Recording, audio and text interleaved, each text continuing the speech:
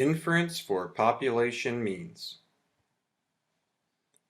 In this program, we'll learn how to use the one-sample t procedure to make inference about a single population mean. We'll also use the matched samples t-test, which will allow us to test the significance of a change between two quantitative measures. The two-sample t-test will be used to make inference about the difference between two population means. And finally, the one-way ANOVA will be used to compare more than two population means. Let's look at an example that would call for the one-sample t procedure. If we use our credit card data, we can address the following problem. The credit card company assumes a population mean income of $125,000. Does our statistical test results or our confidence interval estimate suggest a need to revise this assumption? So here we can see that we want to make inference about a single population mean. This tells me the one sample t would be the correct procedure. In order to run the one sample t, I only need that test value for mu, the population mean income, here 125,000.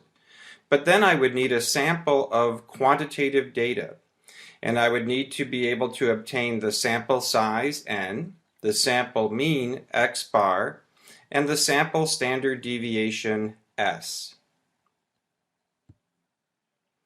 To run our one sample t-test for the population mean income, we could use the Excel tool Inference for means. The income variable is in the position of variable number 9.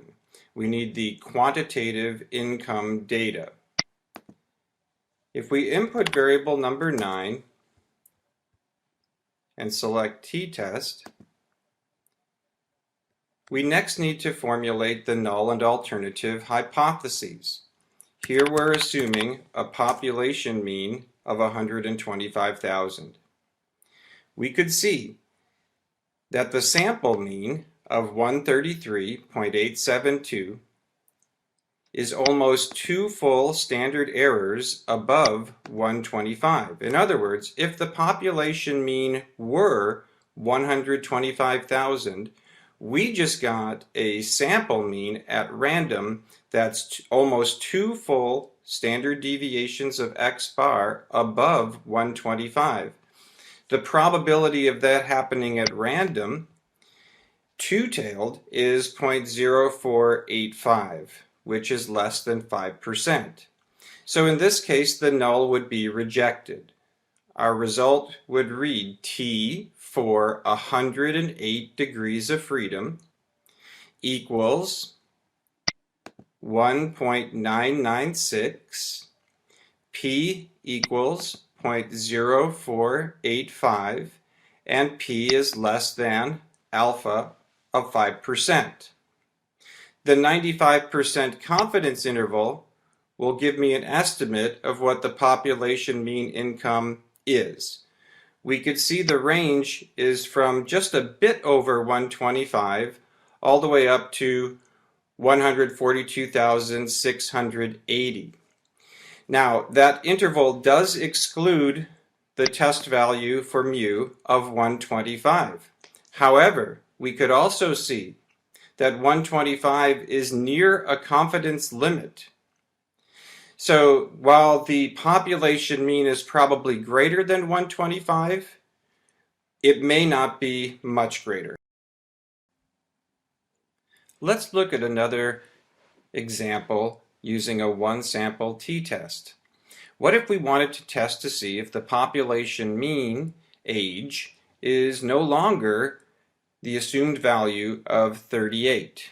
Here again, we need to make inference about a single population mean, age. But on our Excel tool, we do not have the age data. All we need are the summary statistics, which we could obtain from our descriptive statistics tool. Then we could simply manually input those summary statistics onto the t-test worksheet in order to run the test. So we need to start this problem using our descriptive statistics tool. Here we have the quantitative age data, which is variable number 6. We simply need to obtain the sample size n, the sample mean, and the sample standard deviation in order to run the test. Now remember, all t-procedures assume a normal distribution, and working with quantitative data, the sample mean and standard deviation that we're using to run the test, these can be affected by outliers. So whether or not we have the data on our t-test Excel tool, we should always check the distribution to see if the data are appropriate for the t-test. Here our NQ and box plot worksheet show clearly that there are no outliers in the distribution and that the distribution of ages is approximately normal. Now we can feel free to use our summary statistics to run the one sample t-test. To manually input sample information on any of the statistical testing tools, we need to make sure that we're not telling Excel to run anything from the data. So here I want to use the one sample t-test tool, and I want to manually input, so I don't want anything to be there in cell N4. I want the t-test tool to be blank so that I could input my sample information. N is 109, the sample mean 37.21 years, and the sample standard deviation 9.67 years. The assumed value for mu is 38. So my null and alternative hypotheses have been formulated. I can see that quite clearly we are not rejecting the null hypothesis. The sample data give us no reason to do so. Our test statistic is negative 0.85, which tells us that the sample mean age is less than one standard deviation of X bar below 38. This is definitely not a statistically significant difference. Further, we could see in the 95% confidence interval that 38 is clearly within the interval range, not very close to either upper or lower limit, supporting our decision not to reject the null hypothesis that mu equals 38. Let's look at an example that would require use of the matched samples t-test. Matched samples testing allows us to measure the change from one quantitative measure to another. So we need two quantitative measures of the same thing, separated either by just time or perhaps by some intentional treatment, something that we're hoping to produce a change. Here our two income measures are simply separated by time, the current income and the previous income. The differences between the two will become one sample of data that we use to test the significance of the change in income. Matched samples t-testing almost always assumes zero change. So our test value for the average change in income is almost always equal to 0. Running the matched samples t-test with our Inference for Means tool is simple. We need to specify for Excel what the two measures we're using are. Here our incomes are variable 9, and the variable previous income is variable number 7. So what I'm telling Excel to do is to calculate the difference, current income minus previous income. And that sample of the change in cardholder income will be compared to a test value for average change of only 0. Our match samples worksheet will show the test results. Here we could see that the average increase in income is over $1,963, which compared to an average change or an assumed change of $0, we get a t-test statistic of nearly 8. So t for n-1 or 108 degrees of freedom equals 7.96, which is a highly significant result.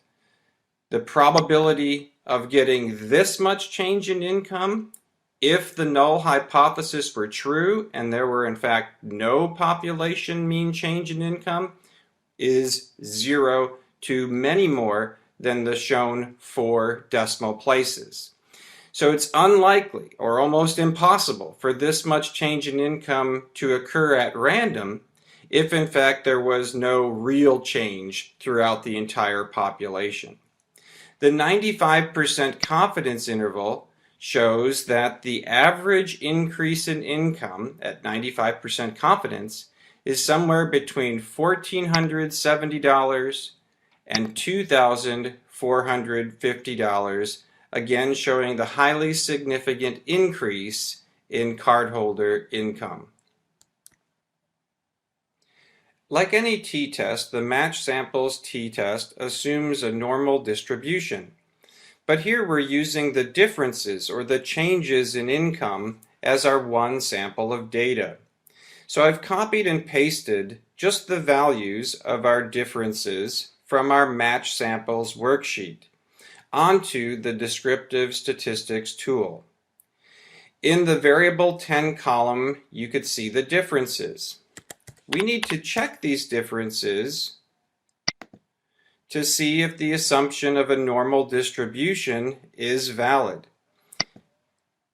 Mainly, we're looking for only strong skew and especially for outliers. Here, according to the z-scores, we can see that there are 3 differences that have a z-score of less than -3. So these we would flag as outliers. The result is so strong of our match samples t-test that these outliers are not affecting the significance of our results. However, they are pulling down the sample mean and increasing the standard deviation. So the 95% confidence interval without these outliers would be notably greater than the estimate with the outliers. All of the t procedures for population means run in basically the same way, but the 2-sample t-test allows us to compare 2 independent samples of data so that we could make a comparison or contrast between 2 population means. For example, test to determine if gender has a significant effect on average amount charged. In other words, is there a statistically significant difference in mean spending between men and women? The 2-sample t-test requires that we have an independent variable, here gender, in categories. The procedure could only compare 2 categories, which is why we call it a 2-sample t. The dependent variable has to be quantitative. So very simply, what the 2-sample t-test will do is first group the amount charged data into 2 independent samples, men and women, and compute the sample mean difference. That sample mean difference will be compared to an assumed difference of 0 to determine statistical significance. So let's run our 2-sample t-test. Here, the independent variable is number 4, which is gender. And we have two categories of gender, F and M. Our dependent variable, which must be quantitative because we're comparing means, is the amount charged, variable number 3. The worksheet 2 t-test or 2 sample t-test shows the descriptive statistics. So we've grouped the amounts into 2 independent samples, one for women and one for men. We could see that the sample mean difference is $775.63. Compared to an assumed difference of 0, we get a t-test statistic of 4.41, which is highly statistically significant. So our results here would be to strongly reject the null hypothesis of 0 difference between the population means for men and women. Instead, we would conclude alternatively that women, on average, spend significantly more than the men. Our evidence we could state as follows. T for 92 degrees of freedom equals 4.414, and our two-tailed p-value is p equals 0.0000, which is clearly highly significant or less than even 1% alpha. Our 95% confidence interval could estimate the population mean difference. At 95% confidence, we see that the women on average in the entire population of cardholders, we expect or we estimate that they'll spend on average $426.59 up to $1,124.67 more than the men will spend on average. Clearly a highly significant result. But again, the T procedures always assume a normal distribution. When the sample sizes are relatively large, we don't need to worry about seeing something very close to a normal distribution because remember the T procedures are very robust procedures. So really, when the sample is large, we just need to check to make sure that there's no strong skew, and most of all, we need to check for any outliers. 1 or 2 outliers could make the observed difference, the sample mean difference between men and women, much different, affecting our results. So here we could check using our grouping tool the separate distributions for men and for women. The women follow an approximately normal distribution, no strong skew, and no outliers. The men, also no strong skew, and most of all, no outliers affecting our results. Let's look at a different use of the 2 sample t-test. Now we've already specified that the 2 sample t-test requires that we have an independent variable in at least 2 categories. We can only compare 2 categories with the 2 sample t-test. And our dependent variable would have to be quantitative because we're comparing means.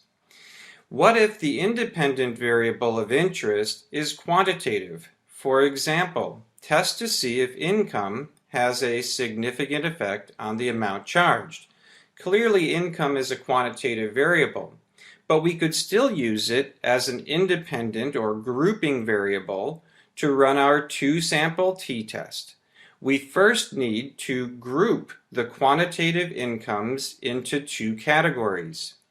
Here, the low category is an income less than 138, and a high category income is 138 and up. Our Inference for Means Excel tool has our income data grouped into two categories. It's variable number 1. So to run my two-sample t-test, I need to input as an independent variable number 1 and my two categories of income, high and low. So the order that I input the category labels will determine how the sample mean difference is calculated. Here, I'm going to calculate the sample mean for the high income cardholders minus the sample mean for the low. So if I had reversed it, the magnitude of difference or the amount of difference would not change, but the sign would. But that's all that would change. My dependent variable is the amount charged. My two-sample t-test worksheet will show our results. So we've grouped the amount charged data into two independent samples. 56 of the cardholders have high incomes, incomes 138 and up. And that group of cardholders spent on average $47.15 and 25 cents. 53 of the cardholders fell into the low income category, and their sample mean is $34.95 and 45 cents. The difference between the sample means is notable at $1,219.80 compared to an assumed value of zero difference or equal population means among the low and high income groups. We get a highly significant result. T for 98 degrees of freedom is a very strong 8.359. P, two-tailed, again is 0 to 4 decimal places, which is highly significant or less than 1%. So here we're going to strongly reject the null hypothesis of equal means and conclude alternatively that the high income group spends on average significantly more on the credit card than the low income group. And this is not a little bit of difference or something that could easily occur at random if in fact there were no mean difference. Here the null hypothesis of no mean difference is strongly rejected, and that p-value of 0 to 4 places is showing that. Our 95% confidence interval will estimate the population mean difference. We could see that the high income group spends on average $930.16 more than the low income group, and all the way up to $1,509.43 more than the low income group. But just like any T procedure, we need to be careful to check for any strong skew or any outliers that could be affecting our results. The descriptive statistics tool, and specifically our grouping tool, will do this job for us. We need to specify a quantitative variable number 3 of amount charged, and we're going to group those amounts into two samples using variable number 10. Now variable number 10 I just copied and pasted over from the Inference for Means tool. That is the income in categories low and high. The rest can be done on the worksheet grouping. The distribution of amounts for the low income group is clearly approximately normal, no strong skew, and no outliers. The high income group as well, approximately normal and no outliers. The two-sample t-test is sufficient when we're only comparing two population means. But what if we want to compare more than two? Here we would be required to use an ANOVA test. ANOVA stands for Analysis of Variance, and it allows us to compare more than two population means. So our independent variable again has to be categorical, but it has to be in at least 3 categories. And what the ANOVA test is going to do first is group our dependent variable, which is quantitative, into 3 separate samples. The ANOVA test will estimate the mean difference and the variation within the samples to determine whether or not there's a statistically significant difference between the 3 means. So let's run the ANOVA test to determine if household size category has a statistically significant effect on average amount charged. Household size is variable number 2, and you can see that it has been grouped into categories. Low is a household size of either 1 or 2. Mid, a household size of 3 or 4. High is a household size over 4. So the ANOVA is first going to group the amount charged data into 3 separate samples. One for the low household, one for the mid, and one for the high. Our ANOVA results show the descriptive statistics for each of the household size categories. And what it's doing is it's comparing those sample means and considering variation within the samples to determine whether the difference is statistically significant. The F statistic is our test statistic for the ANOVA procedure. Here, F for 2,106 degrees of freedom. Note that the F distribution has 2 measures of degrees of freedom, one for the numerator and one for our denominator. F is calculated as a ratio. The MS between, or the estimate of difference between the means, divided by our estimate of variation within the samples, numerator over denominator, gives us F. So all else being equal, when F is greater, the result will be stronger or more significant. In other words, our p-value will be less. Here we would report our results as highly statistically significant. The ANOVA test assumes, just like the 2-sample T, equal means, or in other words, no difference in population means between the 3 household size categories. We could clearly reject the null hypothesis of equal means and conclude alternatively that the population means are not all equal. However, we don't know the specific difference. ANOVA testing is done in 2 parts. If we obtain a statistically significant result and can reject the null, we conclude that not all of the population means are equal. But it's a post hoc analysis, kind of the second step of our ANOVA, that determines the specific effects. Here we're using group mean confidence intervals as our post hoc method. Specifically, if there's no common range between the intervals, we conclude that there is a statistically significant difference. So here we could see that the low household size category spends significantly less than the mid. No common range between the 2 intervals.